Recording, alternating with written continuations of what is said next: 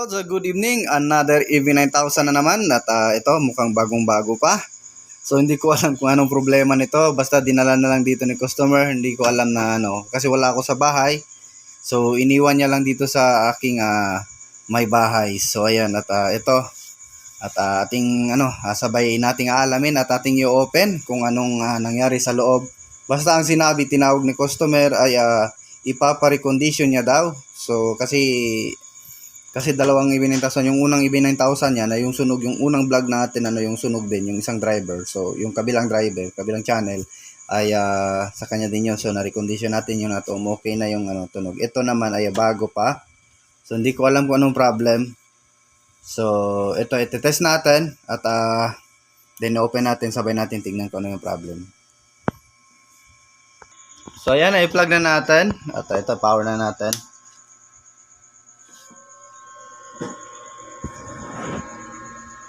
So parang wala akong narinig na nag-click na relay.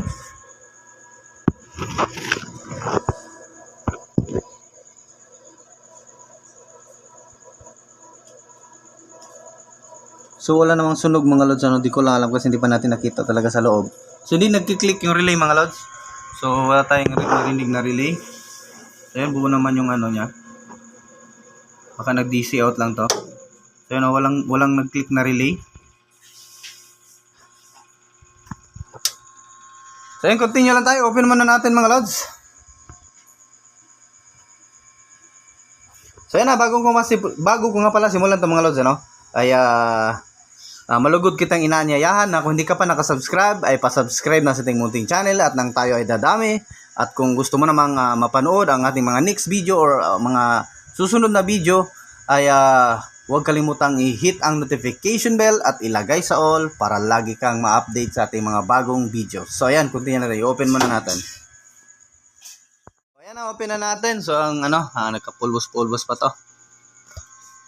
So ayan So may sunog pala mga lods. So ayan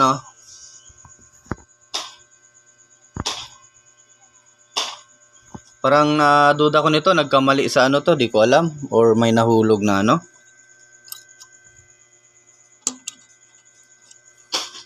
Ano to?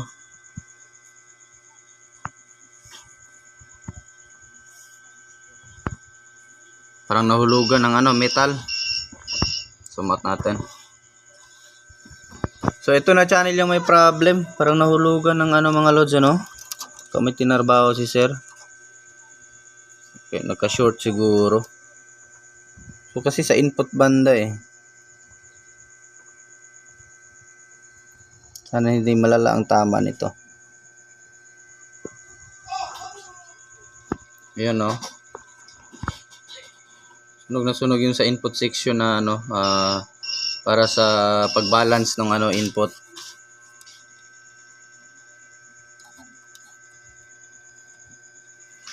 So ito. Simulan natin. Tanggalin muna natin tong mainboard para malaman natin kung yan lang ba talaga yung problem niya. I-check natin tong mga transistor siguro okay lang to transistor kasi hindi naman umiilaw yung series bulb natin. Ay baka dito lang talaga nagdi-DC out to isang channel kaya hindi nagki-click yung relay natin doon sa kabilang side. Kaya ayan, ito yung i-share ko sa inyo mga lods. So ayan, tanggalin ko muna. So ayan mga lods, natanggalan natin yung board at yung main board niya So ayan, ito lang ata yung nagka-problem na side So try natin to tatanggalin. Hindi na papalitan. I think may metal na nahulog talaga dito mga lods. So kaya nagkakaganito to So ayan, at isa sa napansin ko dito sa kanyang capacitor mga lods ay blueted. So ito blueted Itong isang capacitor. Ilagay mo natin sa stand Ang tigas, tanggalin ng So ayan, lagay muna natin yung cellphone natin sa stand. Yun.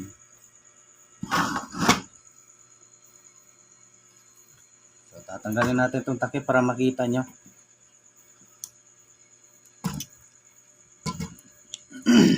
So ayan, Bluetooth na mga lods. So yung paa nito is 4. So pwede lang dito yung ano no, yung hindi ko lang kita. So yan, 4 yung pins ng capacitor na to. So pwede lang to siya palitan ng 2 pins ano, basta same lang yung ano, voltahe at saka yung microfarad, yung UF. So ito lang ata yung papalitan natin. So ayan no, nag-ano na yung ano niya. Siguro mababa yung kuryente nila sira doon ano. So masyadong bagsak yung voltahe ng current nila doon. So fluctuation ang cause ng pag-bloat or ginagamit sa ano sa generator. Unstable current ano tawag diyan. So hindi nakakapag ano yung capacitor, hindi na kumbaga hindi niya kaya yung surge current no. So kaya yan nagka-bloated siya. So ito tatanggalin natin to lahat dito. Ano, sa isang driver. So kapag ganito mga loads, ganitong scenario mga loads ano, kaya palitan niyo na lang direkta yung isang channel kasi konti lang naman din yan. So palitan niyo na lang direkta ng mga resistor, transistor, driver transistor.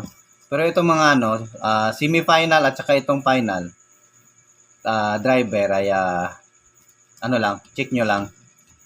Kung okay pa, wag niyo na palitan. So, ito lang yung papalitan niyo, yung mga 2N551 at saka 2N5401 at saka yung mga the rest na resistor. So, yan lang yung papalitan. So, actually, yung sa biasing niya ay okay pa naman.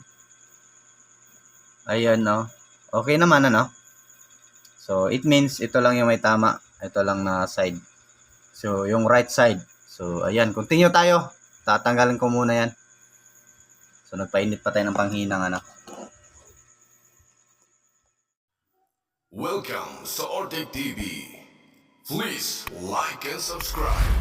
Para laging updated, just click the bell.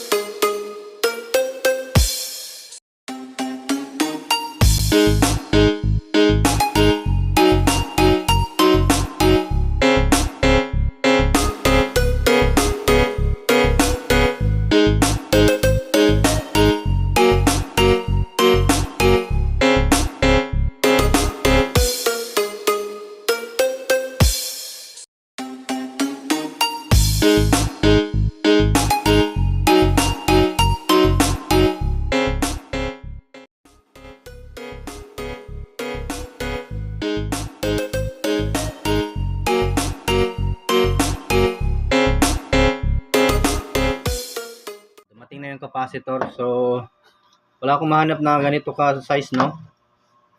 So, ito na lang yung inano ko.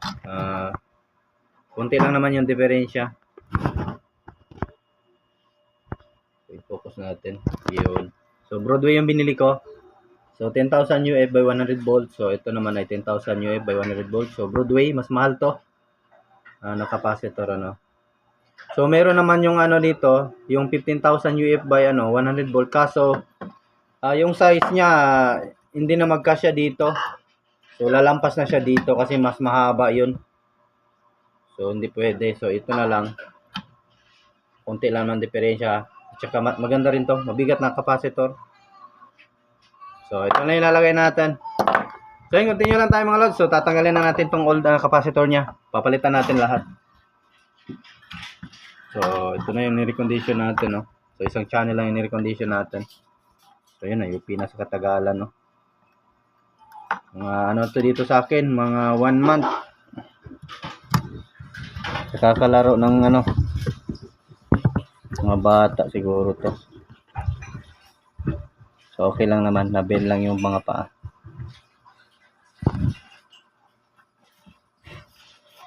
So, ayan, continue lang tayo. So, ano siya mga lods, ano? Yung transistor niya is ano, hindi na NGW. To is a 1943 at saka C5200 yung ano niya, no? So, yung continue tayo. So, ayan mga lods, may isi-share ako sa inyo, no? So, yung pins kasi nito iba. So, ayan. So, ayan, may ginawa ako. Pinagbabawal na technique. So, kumbaga mindset. So, ito kasing dalawa na to is wala to, hindi ko sali, no? So, ito lang sa gitna at saka itong isa. Negative at saka positive. So, ito parang lock lang dito. So, wala siyang kwenta, no? So, ayan, wala siyang kwenta. So, ito yung ginawa natin. Kasi hindi magkasya mga lods kasi nga maliit yung ano, pinaka-pins nitong ano sa gitna. Kaya ginanito natin. So, ganito, kung mayroon kayong ano, even 9,000 na naglubo na yung anong capacitor, so kung wala kayong mahanap na ganito, or kung meron man, kasi minsan kasi mahaba talaga, masyadong mahaba yung ano, sobra talaga sa haba, hindi magkasyadong sumasayad na dito sa heatsink. Kasi nakatry ako dati, so, sinauli ko na lang yung capacitor. So, ito na lang, ganito lang yung binili natin, yung na Broadway. So, yung mga hindi ko na i-vlog, no? So, ayan. Ito lang yung paraan. So, itong mga ganito, pins ng mga sira na ano, sira na transistor. So, ito yung ginamit natin. Sinali natin sa pagputol. Sinali natin itong parang ano, para maging lock siya. Yung pinakapa talaga. Yung pinakaano talaga, yung parang ano, malaki yan. So, sinali natin yan sa pagputol para pag ipasok natin dito, so, pinasok muna natin, saka natin nilagay yung capacitor para magiging lock siya, no? So, ayan, kaya yan. Lock na lock talaga yan. Hindi basta-basta. Kahit hinangin mo dito sa taas, at saka lumambot tong mga lead na to dito sa ano niya, pinaka-copper, no? Ay hindi yan siya ano, hindi matatanggal kasi nga nakalock siya doon sa ilalim. So, ayan, matibay siya. So, ayan, lagay na natin. So, ayan mga lods, natapos na natin. So, nilagyan natin ng ano, cable tie at saka nilagyan natin ng rubber sa gitna. Yung ano, chinelas. So, para hindi gumalaw. So, ayan, hindi na siya gumagalaw. Kasi nga medyo nahanging na yung paa natin. So, pag hindi natin yan ano, lalagyan ng ano, pampatigas diyan ay kagalaw-galaw yan. So, ayan, hindi na yan siya hindi na masisira yung ano. So, hindi na yung gumagalaw ano. So, yun o. So, technique lang yan. So, ayan, testing na natin.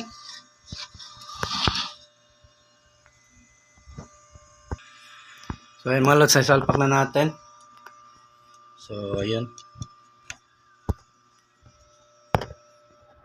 So, ayan, testing natin kung hindi mag-iilaw yung series bulb natin. Yun, mahina lang. Click ba yung relay?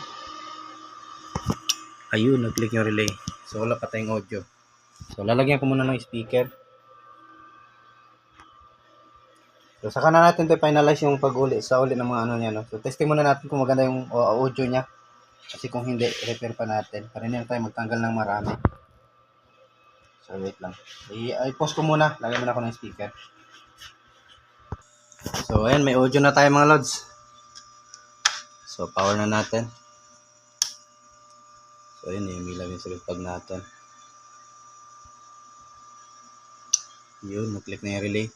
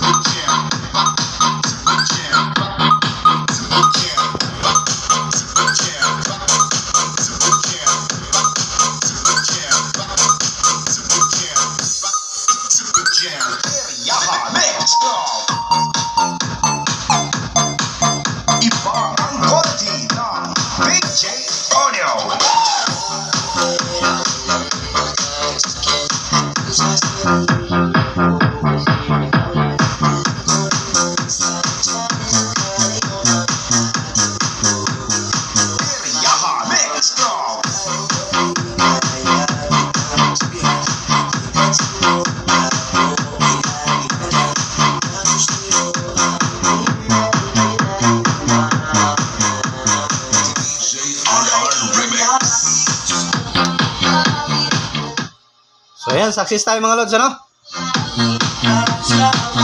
So, pinagbabawal na technique pag meron kayong i-9,000 dyan na nahirapan kayo maghanap ng capacitor. So, gayahin nyo na lang yung ginawa natin. So, ayan. So, bili lang din kayo yung magandang klaseng capacitor, yung original. Huwag lang din yung mga Rubicon. Kasi mataas na to delikado na yun, mag-bloated yun. Nag-bloated nga yung niya ito, yung old niya. Yung stock niya na capacitor. So, bili lang din ng magandang capacitor. So, ma-recommend ko, ito, Broadway or yung Elna or Nippon na yung meron pa yung isa, Nichicon. So, maganda rin yun.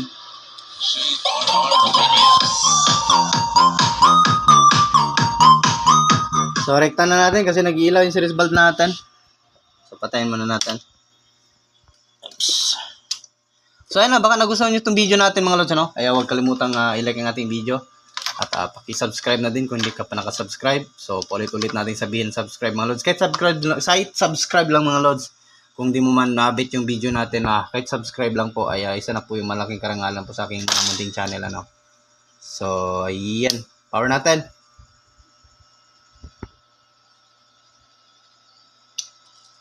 So, hindi kasi tayo makabuelo ng bus pagka naka-series bulb.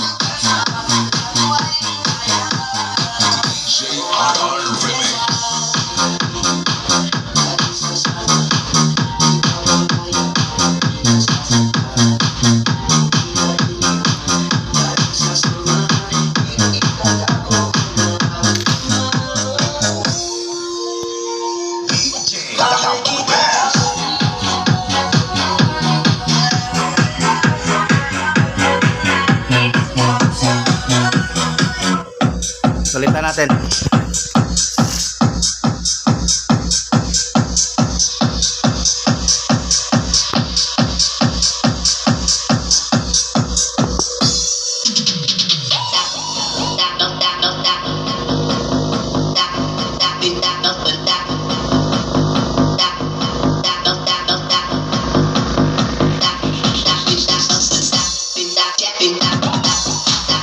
So pinutulan natin kanina itong na-review natin ulit itong driver kasi mga haba kasi pinutulan ko. Baka magka-ground.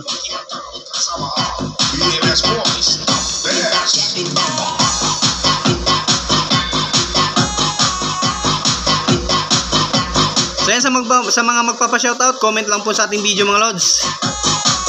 Huwag kalimutang i-share sa iyong kaibigan or may mga mga newbie tech na nag-aaral pa, So ayan, i-share po yung channel natin, so marami po silang matutunan sa ating channel.